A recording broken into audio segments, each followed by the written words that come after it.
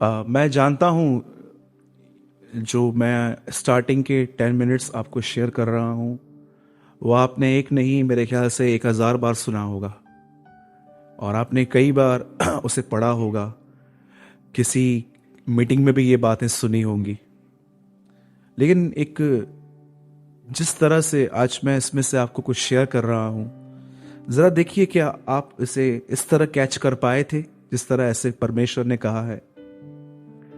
आप जानते हैं हमारे लिए सबसे बड़ा प्रॉब्लम जो हमारे लाइफ में जो हमको फेस करना पड़ता है वो एक्चुअली गरीबी नहीं है, ना ही वो बीमारी है और ना ही कोई ऐसी चीज है जिसको हम फेस करने से डरते हैं। मैं आपको बताना चाहता हूं हमारे लाइफ के अंदर जो ग्रेटेस्ट थिंग है जिसे हमें फेस करके उसके साथ डील करनी चाहिए वो है नेगेटिव थॉट्स। क्या? एक नकारात्मक सोच। आपको मैं सच कहता हूं, आपने एक वचन पढ़ा होगा। यह वचन इफिसियों की कलीसिया को संत पौलुस ने लिखा था। कई लोग कहते हैं कि इट्स नॉट इम्पॉर्टेंट, लेकिन मुझे नहीं लगता है कि परमेश्वर पवित्र आत्मा से कुछ ऐसी बातें लिखवाएगा बाइबल में जो हमारे लिए इम्पॉर्टेंट ना हो। आप जानते हैं इफिसियों की पत्री में एक वचन लिखा है और मैं चाहता हूं आप इस वचन को थोड़ा गौर करें, आज फोकस करें। वहां पर ऐसा लिखा गया है, परमेश्वर के सारे हथियारों को बांध लो। क्या लिखा गया है? परमेश्वर के सारे हथियारों को बांध लो। क्यों बांधू मैं पौलुस? मैं जब इस वचन को पढ़ता हूं मैं अपने आप से बात पूछता हूं, आखिर मैं हथियारों को क्यों बांधू? आप मुझे बताइए, क्या कोई भी आदमी ऐसे ही सड़क चलते हुए तलवार लेके घूमता है? वो होता है किसी की दुश्मनी होती है, वो मारने के लिए निकलते हैं, पर ये सब चीजें सिर्फ वहां काम आती हैं जहां पर आपको पता है कि लड़ाई होने वाली है। आपको पता है कि एक युद्ध में उनके पास रहता है। आपको पता है पौलुस एक साफ बात कह रहा है कि अपने आत्मिक हथियारों को बांधो ताकि तुम शैतान के जलते हुए तीरों का सामना कर सको। किस चीज का? जलते हुए तीर। आपको पता है ये तीर क्या है? शैतान को है ना, एक बात है ना, अच्छे से पता है कि आपकी जिंदगियों में क्या हालात है और वो है ना उसके हिसाब से रणनीति पैदा करता है कि इस आदमी को आखिर में विश्वास से कैसे नीचे करूं। मैं आपको सच कहता हूं, शैतान का सबसे ज्यादा अटैक आपके बिजनेस या आपके जॉब पे नहीं, आपके माइंड में होता है और वो चाहता है आपका फेट टूटे और आप स्वयं पर निर्भर होकर जियो और थक जाओ। Do you no? मैं फिर से कहूं, शैतान का सबसे बड़ा हथियार होता है आपके माइंड में अटैक करना, उसके अंदर विश्वास के ऊपर अटैक करना, जो डिवोशन आपके पास था, ताकि आप विश्वास से नीचे आओ और खुद पर स्वयं पर निर्भर होके जियो। क्योंकि प्रभु को, शैतान को पता है ये जिंदगी जी के 8-10 साल में ही कोई डिस्टर्ब हो ही जाता है। इतने थक जाओ और लास्ट में आपके लिए मसीह जीवन एक एक्साइटमेंट वाला जीवन नहीं, एक क्रियाकलाप बन जाए कि चलो आज मंडे है, होकर आते हैं। और मैं आपको सच कहता हूं, मैंने अपने जिंदगी में एक नहीं 1000 लोगों को देखा है जिनके लिए अब मसीह जीवन जीना एक्साइटमेंट नहीं है, एक फॉर्मल वे है। ये क्या करें? विश्वास किया, बपतिस्मा लिया, अगर चर्च नहीं जाएंगे तो एक एक आदमी हमसे पूछेगा कि आप क्यों नहीं आते हो, चलो इससे चल जाते हैं। But are you excited for Jesus? मरियम मगदलिनी जब सवेरे सवेरे कब्र पे गई थी तो वो कोई ऐसे नहीं गई थी, वो सच में यीशु मसीह के लिए गई थी। आज मैं आपको वो समझाना चाह रहा हूं, आप और मैं यहां पर जितने भी लोग बैठे हैं, हम में से कोई इस बात से नहीं बचा है। एवरीबडी। मैंने नेगेटिव थॉट्स का पावर है ना एक ऐसे केस में देखा था कि जब एक बच्ची, मैं बहुत बार दोहराता हूं ये बात क्योंकि मुझे ऐसा लगता है कि एक बहुत ही पेनफुल थिंग है ये, कि एक बच्ची जिसको उसके एक दोस्त ने उसको ऐसा कहा कि शायद तुझे एक सब्जेक्ट में केटी लग सकती है, और उस बच्ची ने उस बात को, उस चीज को ऐसे ले लिया कि उसे 7th फ्लोर से जम दे दिया कि मेरे सारे दोस्त पास होने वाले, मैं फेल होने वाली हूं। और नेक्स्ट जब उसका रिजल्ट आया, वो पास हुई थी। किस चीज से उसको भरमाया? कभी कभी आपने सोचा है, मैं आपसे एक सिंपल सा क्वेश्चन पूछ रहा हूं जो मैं बताना चाह रहा था। जब आदम ने फल खाया और जब प्रभु वहां आया तो प्रभु ने जानते पहले उससे क्या पूछा? आदम, हाँ तू कहां है? वो छुपा हुआ था। उसके बाद प्रभु से कहता है, जो फल मैंने तुझे खाने के लिए मना किया था, क्या वो तूने खाया है? वो बोलता है, प्रभु 45% आपकी गलती क्योंकि आपने मुझे पत्नी दी, 45% इसकी गलती जिसने मुझे फल दिया, 10% इज माइन। उससे दोष है ना 3 जगहों पे बांट दिया। प्रभु से कहा, प्रभु आपने जो पत्नी दी ना उसने मुझे फल खिलाया है, इसका मतलब 45% आपका दोष, 45% इस औरत का दोष, 10% मेरा। उसने दोष को भी बांट दिया पूरा परसेंटेज के अंदर कि इसका इसका इसका। क्योंकि आज भी जब हमें गुस्सा आता है तो हम गुस्से के हो जाने के बाद यही कहते हैं कि ये मुझे गुस्सा दिलाते हैं, मैं नहीं करता। एक्चुअली दे क्रिएट, ये ऐसी प्रॉब्लम क्रिएट करते हैं जिससे मुझे गुस्सा आए। सेम हम वैसे ही नोज को ऐसे पकड़ने के लिए कहा गया है लेकिन हम ऐसे पकड़ते हैं, होता है ना ऐसा। अब सुनिए, जब आदम ने वो फल खाया, अब मुझे बताइए जब प्रभु को बारी आई कि उसको यहां से निकालना है, आप जानते हो परमेश्वर ने वहां पर एक सुंदर लाइन कही है उसको निकालते समय। और मैं चाहता हूं अगर आप इस लाइन को समझ गए ना, मैं यही बात कह रहा था जो आपने हजारों बार सुनी है, एक बार फिर से सुन लो। प्रभु ने वहां पर आके कहा, आदम तूने जो इसकी सुनी है अपनी पत्नी की, इसलिए यहां से निकल।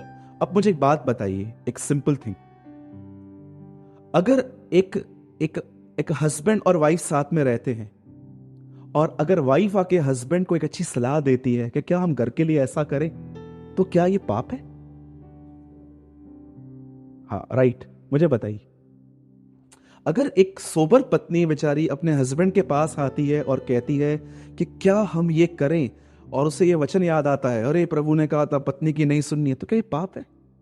आपको पता है परमेश्वर क्या बोलने की कोशिश कर रहा था? हर वो आवाज जो तुझे मेरी आज्ञाओं पर चलने के लिए मना करता है, उस आवाज को सुनना पाप है। पत्नी की सुनना पाप नहीं है। कितने लोग मेरी बात समझ पा रहे हैं? तूने जो अपनी पत्नी की सुनी, इस कारण तू श्रापित है। ब्रैकेट में ये लिखा हुआ है, ऐसा समझिए कि तूने वह आवाज सुनी है जिस आवाज को सुन के तूने मेरा उल्लंघन कर दिया।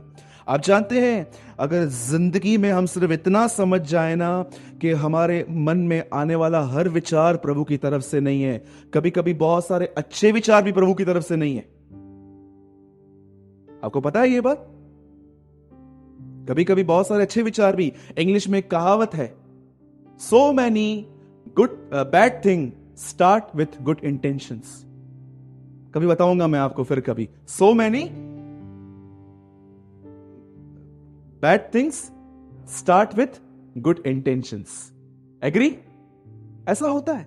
प्रभु ने उससे क्या कहा कि तूने जो अपनी पत्नी की सुनी इस कारण श्रापित है। इसका मतलब ये नहीं था कि प्रभु ये कह रहा है कि अगर आपकी वाइफ आपको कुछ बोलती है तो उसका सुनना ही नहीं है।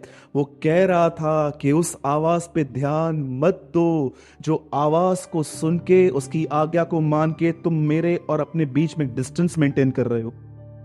इसीलिए आप देखोगे जब पतरस ने प्रभु यीशु मसीह को क्रूस पे जाने से रोका, तब यीशु से कहता है, हे शैतान दूर हो मुझसे। क्यों? क्या किया था उसने? पतरस ने कोई व्यभिचार नहीं किया था, पतरस ने कोई हत्या नहीं की थी, ना ही पतरस ने किसी को अभी तक उसने किसका कान भी नहीं काटा था अभी तक। उसके बाद काटा उसने। पतरस ने क्या किया जानते हो? उसको शैतान कहने का रीजन क्या लिखा है वहां पर? दूर हो जा मुझसे, क्योंकि तू परमेश्वर की नहीं मनुष्यों की बातों पे मन लगाता। पढ़ देखेगी। मैं आपको बताना चाहता हूं, कई बार लाइफ में प्रभु का वचन मेडिटेट न करने की वजह से हम कितने नेगेटिव माइंडेड होते हैं। कुछ करने से पहले ही हार जाते हैं, कुछ करने से पहले ही रिजल्ट सोच लेते हैं कि नहीं ऐसा नहीं होने वाला है। मैं नहीं कहता हूं कि हमको सब काम ऐसे ही बस अंधाधुनी करने हैं, पर हमको ये देखना है हम किसकी सुन रहे हैं, हम किसे ध्यान दे रहे हैं, हम किसकी आवाज को अपना ध्यान लगा रहे हैं। आज जो मैं शेयर करने वाला हूं वो इब्रानियों में से है।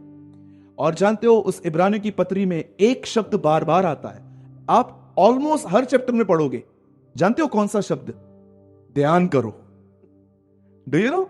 ध्यान करो, ध्यान करो, बार बार ये शब्द, क्योंकि ये पत्री एक ऐसे ग्रुप को लिखी गई थी जो ऑलमोस्ट अपना विश्वास सताव की वजह से छोड़ने पर थे। आज हम कंफर्टेबल जोन में, आज हमें इंडिया में हम जहां रहते हैं, हम लोग को फ्रीडम है, हम कभी भी मिल सकते हैं। पहले ऐसा नहीं था। लोग केव्स में, जंगलों में, गुफाओं में कहां कहां मिलते थे। पर परमेश्वर का यह अनुग्रह है कि हम फ्रीडम से, यह भी नहीं पता है कि कब तक हम मिल पाएंगे। ऐसे एक समय यह भी आएगा कि कभी कभी, आपको पता है पतरस ने अपनी पत्री की शुरुआत कैसे की? यह पत्र मैं उनको लिखता हूं जो तितर बितर होके रहते हैं। उन दिनों में इतना सताव था प्रभु के लोगों के ऊपर, उनको पकड़ के शेरों के सामने आग में फेंकते थे। इसलिए क्या करते थे, 4 लोग तुम वहां पर मिलो, वहां प्रेयर कर लेना, 4 लोग तुम यहां पर मिलो, पौलुस यहां आएगा, पतरस वहां आएगा। उनको फ्रीडम नहीं थी एक साथ मिलने की। आज भी चाइना में एक साथ मिलने की फ्रीडम नहीं है। इसीलिए वो लोग विश्वास को त्याग रहे थे, छोड़ रहे थे सताव में। ऐसे ग्रुप को ये लेटर लिखा गया और इन्हें एक बात के लिए फोकस करने के लिए कहा गया, लुक अनटू जीसस। उसके पावर, उसकी अथॉरिटी को देखने के लिए नहीं कहा गया, उसे ये समझाया गया उन्हें कि देखो वह कितना सताव सह के गया। आपको पता है, जिस आदमी ने यीशु मसीह के जीवन को देख लिया, उसके लिए थोड़ी स्टडी कर ली, उसके लिए लाइफ का हर प्रॉब्लम सिर्फ एक मस्कीटो बाइट बन जाएगा। Do you know mosquito bite? मच्छर ने कभी काटा है आपको रात में? होता है ना। आपने जिस दिन यीशु मसीह की पीड़ाओं को समझ लिया ना, वो कहां कहां से गुजरा है हमारे लिए, आपके लिए हर प्रॉब्लम सिर्फ मच्छर के काटने की तरह हो जाएगा, इतना छोटा। लेकिन हमारे प्रॉब्लम्स हमें क्यों बड़े दिखते हैं? क्योंकि हमने अभी तक उसके दुखों को नहीं जाना है कि वो कहां से गुजरा। ठीक है, आइए एक वचन हम खोलेंगे। कितने लोगों ने इस वचन का अर्थ समझा आज? तूने जो पत्नी की सुनी, इसका मतलब ये नहीं है पत्नी की नहीं सुननी है। इसका अर्थ क्या है? हर उस आवाज को डिनाय करना जो परमेश्वर की तरफ से नहीं है। मुझे बहुत पसंद है ये वचन। जब शाऊल ने दाऊद से कहा, तू तो लड़का है और वो तो लड़कपन से ही योद्धा है, उसके पास कहां लड़ने के जाला है मरने के लिए, क्या दाऊद रुक गया? दाऊद इग्नोर करना जानता था। यीशु मसीह को देखो, उसके पास लोग आके कहते हैं बच्ची मर गई है, लेकिन लिखा है उसने उसको अनसुना कर दिया। मैं चाहता हूं अपने बाजू वाले को आज एक बात कहिए, बहुत सारी चीजों को अनसुना करना है।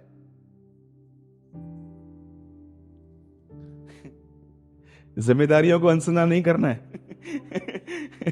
किसको अनसुना करना है? बहुत सारी नेगेटिव बातों को, जिम्मेदारियों को नहीं। कल आपकी मम्मी आपको बोलती है जा 2 किलो आलू लेकर आ, मना किया है, आज भाई ने आज तो सिखाया। राइट?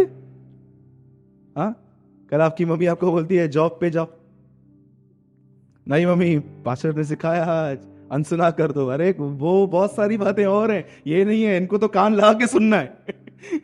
राइट है ना? आइए कोई मेरे साथ पढ़िए इब्रानियों की पत्री 3 अध्याय और उसका फर्स्ट वर्ड हम पढ़ेंगे। भाई आकाश आप पढ़े। सो हे पवित्र भाइयों, हाँ हम किस बुलाहट में हैं? स्वर्गीय। इसका अर्थ क्या है कि हम लोग को परमेश्वर ने हेवनली कॉलिंग दी है। ये सिर्फ ऐसा नहीं है कि हेवन में पहुंचने की कॉलिंग दी है, हम एक अच्छा जीवन यहां भी जी सकते हैं यीशु मसीह के साथ। आगे ब्रदर। उस प्रेरित और महायाजक, हाँ एपोस्टल एंड हाई प्रीस्ट, हाँ हाँ। अभी देखिए यहां पर क्या लिखा है। यहां पर यह नहीं लिखा है सिर्फ उसे अंगीकार करो, यहां यह लिखा है उस पर ध्यान करना भी सीखो। बहुत सारे लोगों से हम जब पूछते हैं क्या आप प्रभु के पीछे चलते हो, वो एक मस्त सिंधी आंसर देते हैं, और नयो नाड़ो तो सजोड़ी मुझे मुंह ते हुआ। Do you no? एक आंसर हमेशा सबके मुंह पे रहता है, उसका नाम तो हमेशा हमारे मुंह पे रहता है, वेरी गुड। ईशो ने भी कहा ये होंठों से मेरा आदर करते हैं परंतु उनके मन मुझसे दूर रहते हैं। अब यहां पर देखिए इस पत्री में विश्वासियों को क्या प्रभु कहता है, उस प्रेरित और महायाजक पर, एपोस्टल एंड हाई प्रीस्ट। यीशु मसीह परमेश्वर का बेटा है, आपने सुना होगा। यीशु मसीह ज्योति है, सुना होगा। कितने लोगों को यह मालूम है जीसस ऑल्सो एपोस्टल? आपने कभी उसका ये नाम जाना है? आओ उस प्रेरित पर। प्रेरित का मतलब क्या होता है? एपोस्टल। यीशु मसीह पिता का पहला एपोस्टल था, और लिखा है महायाजक, वो जो आपके लिए बलिदान करता है अपना ब्लड। बाइबल कहती है सिर्फ उसे अंगीकार मत करो, लेकिन उस पर ध्यान करो। आप जानते हैं अंगीकार करना बहुत आसान है, लेकिन ध्यान करने में थोड़ी लड़ाई है। बार बार जो मन भटक जाता है उसे पकड़ के परमेश्वर में लगाना पड़ता है, ताकि मैं बहुत सारी बातों से बच सकूं। मैं आज एक एग्जाम्पल देता हूं आपको इस वचन से जुड़ा हुआ, और मैं चाहता हूं अब आप ध्यान दीजिए।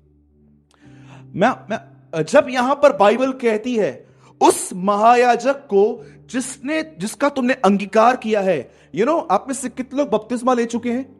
Lift your hand. क्या अंगीकार किया था पानी में आपने जब आप यहां तक खड़े थे? क्या तू ये विश्वास करता है कि यीशु परमेश्वर का बेटा है? आपने जोर से कहा था यस। ये बगैर यस बोले आपको कोई बैप्टिज्म भी नहीं देगा।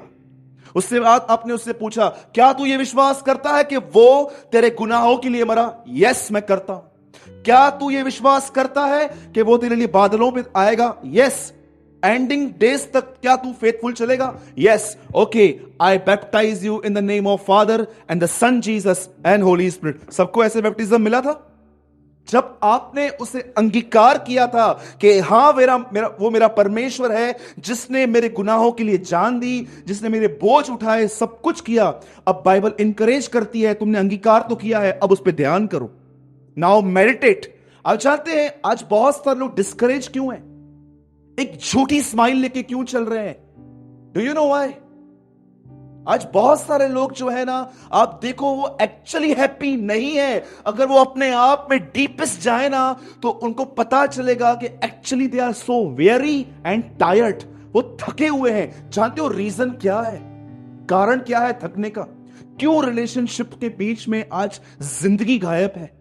क्यों ऐसा हो गया है कि आज हम कलीसिया में आते हैं लेकिन हम उन वचनों को भूल गए हैं? यीशु मसीह ने कहा रिजॉइस्ड, आनंदित रहो। आप जानते हो कारण क्या है?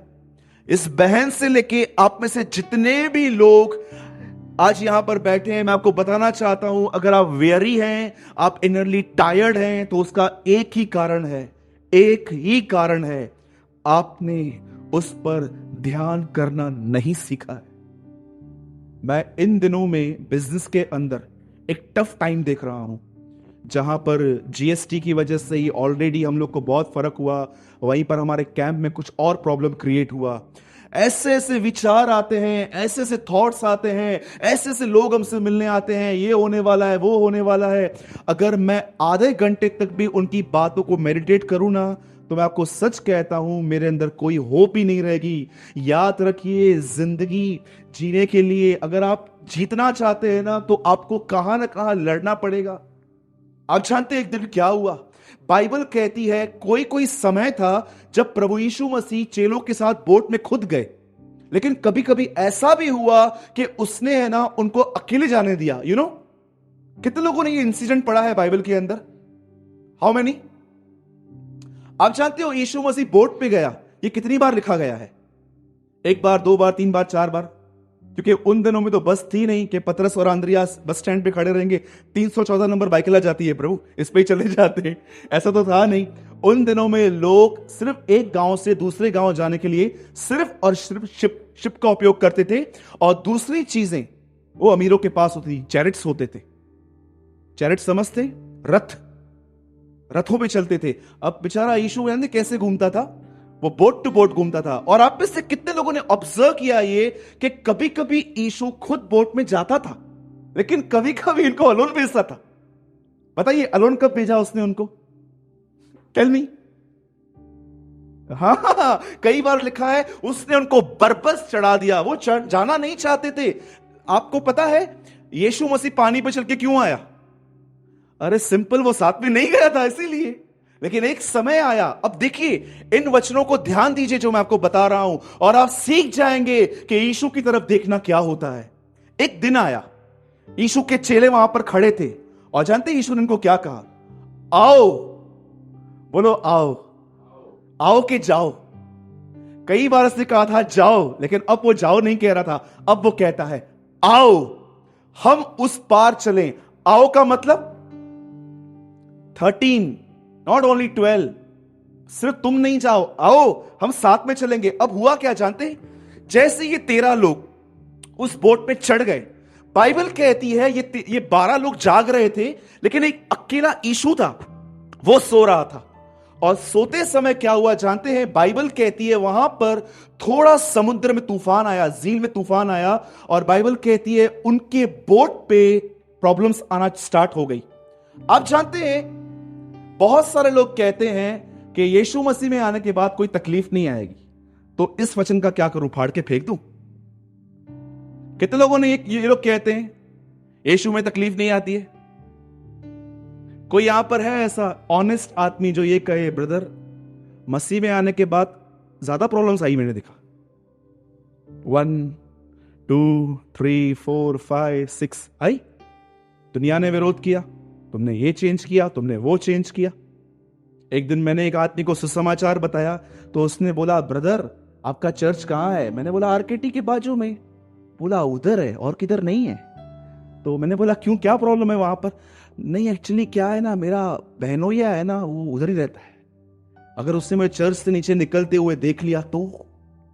डू यू नो, लोगों को पता है कि यीशु प्रभु है, लेकिन क्यों नहीं आते आपको पता है? समाज का डर है। लोग मेरे बारे में क्या कहेंगे, लोग क्या कहेंगे। बाइबल को इतना छुपा छुपा के लेके आएंगे, इतना छुपा छुपा के लेके आएंगे। आप बताइए किसका डर है हमें? लोगों का। यीशु मसीह को देखा, पौलुस उसके विषय में कहता है यह घटना किसी अज्ञात कोने में नहीं हुई थी, सबके सामने हुई थी। वो पब्लिकली मरा मेरे लिए, सीक्रेटली नहीं। तो मैं क्यों डरता हूं लोगों से?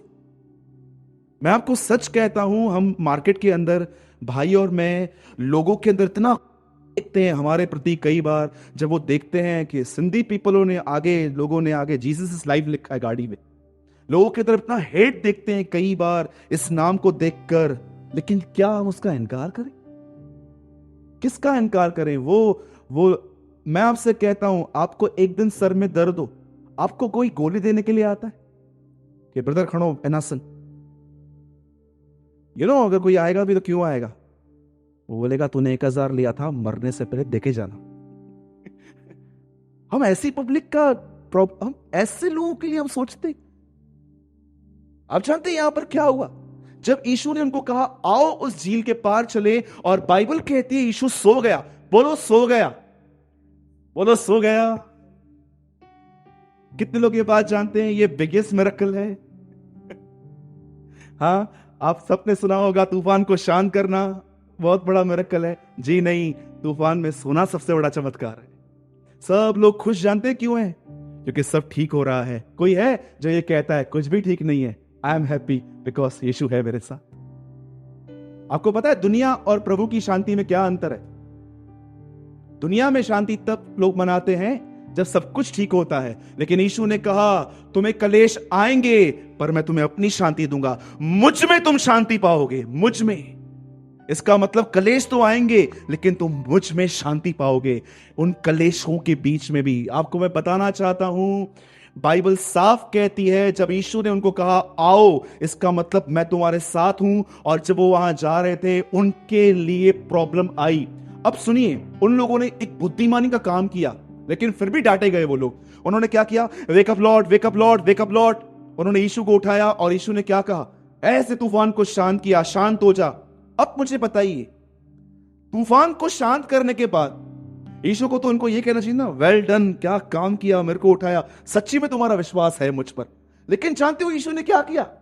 यीशु ने इनको डांटा और कहा तुम्हारा विश्वास कहां था? विश्वास तो था ना, इसलिए तो उठाया। क्या समझा रहा था यीशु? आपने सालों से ये वचन पढ़े हैं। मैं आपसे पूछता हूं, उन्होंने यीशु को जगाया, यीशु ने तूफान को शांत किया और इनसे पूछा वेयर इज दाई फेथ? तुम्हारा विश्वास कहां था? विश्वास था ना, इसलिए तो जगाया। फिर यीशु कैसे कहता है तुम्हारा विश्वास कहां था? पढ़िए आराम से। मत्ती 10 अध्याय में लिखा है उसने उन्हें सामर्थ और अधिकार दिया। आप जानते हो यीशु ने उनको क्यों डांटा? क्योंकि यीशु उम्मीद कर रहा था इन्होंने मुझे क्यों जगाया। अगर ये 12 खुद खड़े होते और कहते इस नासरत के यीशु के नाम से हे तूफान शांत हो जा, तो वह उनकी सुन लेता। डू यू नो, आज परमेश्वर बहुत बार, जानते हो आपसे क्या उम्मीद करता है? कि आप वचन को लेके अपने जिंदगी में लड़ना सीखें। लेकिन हम जानते हैं क्या करते हैं? We believe only in prayers, only in prayers. याद रखिए, कुछ प्रॉब्लम्स अथॉरिटी से जाती है, कुछ प्रॉब्लम प्रेस करने से जाती हैं, और कुछ प्रॉब्लम परमेश्वर से दुआ करने से जाती हैं। पर आप में से कितने लोग ये बात जानते हैं अधिकारों का उपयोग कैसे करते हैं? एक आदमी था, मैंने बहुत बार बताया है, फिर से बताता हूं। There was a man of God in the 19th century, brother Kenneth Hagin. एक दर्शन में उन्होंने देखा, एक दुष्टात्मा वहां खड़ी थी, और उसके बिल्कुल पीछे यीशु मसीह खड़े थे, और इस तरफ हैगिन खड़े थे। और हैगिन बार बार प्रभु को बोलते, प्रभु इसको भगाना, प्रभु इसको भगाना। और यीशु मसीह उस दुष्टात्मा को नहीं भगा रहे थे। और लास्ट में इसने कहा, यीशु मसीह के नाम से जा, और वो दुष्टात्मा चली गई। बाद में हैगिन ने प्रभु से एक बात पूछी, प्रभु आपने क्यों नहीं भगाया इसे? And the Lord said, and प्रभु ने कहा, जब तक तू कुछ नहीं कहेगा मैं भी कुछ नहीं कर सकता। Do you no? कभी आपने ये लेसन सीखा? उत्पत्ति में लिखा है कि पवित्र आत्मा मंडरा रहा था, पर काम क्यों नहीं कर रहा था? क्योंकि अब तक परमेश्वर ने कुछ नहीं कहा था। जब परमेश्वर ने कहा लेट देयर बी लाइट, ज्योति हो, उसी शब्द को लेकर पवित्र आत्मा ने सृष्टि का निर्माण किया। मेरे भाइयों और बहनों, मैं लगभग 3 हफ्ते से चर्च में ये सिखा रहा हूं बैठ के, डिस्करेजमेंट से लड़ना सीखिए। ये ऐसा नहीं है कि आप ऐसे बैठे हैं डिस्करेज, एक दिन आपके रूम में रोशनी चमकेगी, यीशु मसीह खड़े होंगे और आपके अंदर से सारी डिस्करेजमेंट चली जाएगी। कभी आपने सुना है किसी से ऐसा हुआ है? अगर ऐसा होता तो पौलुस क्यों कहता हथियारों को बांधो? हां, मुझे बताइए, आप में से जितने भी लोग जो हैं, जो नेगेटिव थिंकिंग में चल रहे हैं, जो सच्ची में टायर्ड हैं, ब्रदर मेरे माइंड में कोई पॉजिटिव थिंग निकलती ही नहीं है यार। मैं कुछ सोच ही नहीं पाता हूं, अच्छा ऐसा क्यों है? क्यों ब्रदर ऐसा लिखा गया है बाइबल के अंदर कि जो कुछ उनके मन में उत्पन्न होता है वो बुरा ही होता है, वो नेगेटिव ही होता है? क्यों नहीं सोच पाता हूं मैं? अच्छा क्यों मैं ये बिलीव नहीं करता हूं कि हाँ, मेरे झोली में भी परमेश्वर सब कुछ वो देगा जिसकी मैं जिज्ञासा करता हूं? मैं आपको सच कहता हूं, मैंने इन दिनों में फाइट करना सीखा है। इन दिनों में शांत रह के कैसे मैं लड़ूं, कैसे मैं जानूं कि मैं यहां पर विश्वास में बना रहूं। एक आखिरी बात बता रहा हूं जो कल मॉर्निंग में हमने संडे को शेयर की थी। आप जानते हैं पतरस के लिए यीशु मसीह ने क्या प्रार्थना की थी? कि वो नहीं गिरे। हे केफा, शिमोन, देख शैतान ने तुझे मांग लिया, पर मैंने तेरे लिए एक प्रेयर की है, तेरा विश्वास न चाहता रहे। अगर हम कहलाई जाते हैं, वी कॉल आवरसेल्फ बिलीवर्स, हम अपने आप को विश्वासी कहते हैं। अगर विश्वासी के अंदर भी विश्वास नहीं पाया जाए तो वो किस प्रकार का विश्वासी हुआ? एक आदमी ने किताब लिखा है, जानते उसका नाम क्या है? आप हंसेंगे बहुत, अविश्वास करने वाले विश्वासी। हाँ, आपको चाहिए मैं लाके दूंगा, आपको मंगाऊंगा। एक बहुत अच्छे प्रभु के दास है, उन्होंने किताब लिखा है अविश्वास करने वाले विश्वासी। ये किस प्रकार के बिलीवर्स है भाई? यीशु क्या कहता है? उनको डांटता है, लिखा है यीशु ने उनको डांटा। अरे लड़ना सीखो। बस यहां पर कुछ ख्याल आया, बस ले लिया, वहां से ख्याल आया वो ले लिया, वो रिपोर्ट लेकर आया उसकी मान ली, पूरा नेगेटिव हो गए, खुशियां चली गई, स्माइल चली गई, फ्रस्ट्रेशन आ गई, फिर मूड ऑफ हो गया, फिर बुखार आ गया, फिर बीमार पड़ गए, फिर ये हो गया वो हो गया, और रात को ऐसा लगा कि कुछ तो हो रहा है मेरे साथ। जानते हो कहां से स्टार्ट हुआ ये? लिसन, लास्ट लाइन, ये मेरी लाइन नहीं है, ये उसी परमेश्वर के जन की लाइन है। वो ये कहता है, सुनिए, वो कहता है आपको पता है सृष्टि में इतना केओस, इतनी प्रॉब्लम्स कहां से स्टार्ट हुई है? बीमारी, गरीबी, सुसाइड, ये सब जो भी है, सिर्फ एक बात की, एक जगह से, कि आज से बहुत साल पहले एक सिस्टर ने डिसाइड किया कि वो शैतान की बात सुनेगी। वहां से स्टार्ट। आपकी बात नहीं कर रहा हूं मैं, हवा की बात कर रहा हूं।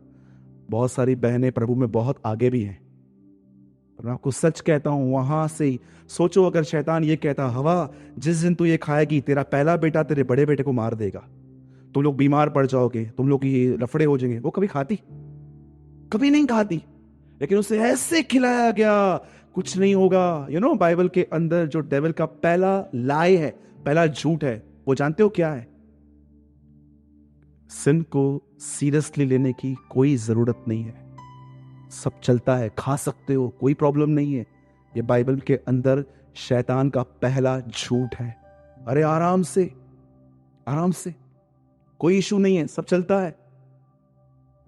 मेरे भाइयों और बहनों, जानो, डिस्करेजमेंट से लड़ना सीखो। मैं भी सीख रहा हूं, आप भी सीखो। ये बात जानो कि यीशु ने कहा, बोलो आओ। कितने लोग ये बात जानते हैं? आओ एक्चुअली एक प्रतिज्ञा है। Do you no? आओ। यीशु ने आपको नहीं कहा है जाओ, यीशु ने कहा आओ, हम साथ चलेंगे, क्यों चिंता कर रहे हो? मीटिंग को स्टार्ट करने से पहले एक सिस्टर ने यहां पर एक मुझसे सवाल पूछा। बोला, प्रभु की उपस्थिति कैसे महसूस कर सकते हैं? क्या आप जानते हैं, हम फीलिंग से नहीं चलते हैं कि हम कुछ महसूस कर रहे हैं, बाल खड़े हो गए, ये हो गया, वो हो गया। हम विश्वास से जीते हैं कि परमेश्वर हमारे साथ है, और हमारा जो बेस है ना, वो बेस जो हमारी फाउंडेशन है वो ये है कि परमेश्वर हमसे प्रेम करता है। एनी हाउ अनकंडीशनली वो हमसे प्रेम करता है, वो हमसे प्रेम करता है। ये आपके मसीह जीवन की फाउंडेशन है कि मेरा परमेश्वर मुझसे प्रेम करता है। यही फाउंडेशन रखने पे बाइबल कहती है, लिखा है, विश्वास जो प्रेम में कार्य करता है। आप सोचो, आकाश भाई यहां बैठे हैं, अगर मैं उनसे प्रेम नहीं करता हूं तो क्या मैं उससे विश्वास कर सकता हूं? आप क्यों अपने घर की चाबियां किसी अरे गरे को नहीं दे सकते हो? क्यों आप किसी ऐसे पर्सन को देते हो जिससे आपको प्रेम है? बाइबल कहती है, विश्वास जो प्रेम में कार्य करता है। ठीक है, हमेशा इस वचन को याद रखिए। उस एपोस्टल और प्रेरित यीशु मसीह पर ध्यान करो। यीशु मसीह पे ध्यान करने का मतलब है उसके वचन के द्वारा उसको निहारना सीखो।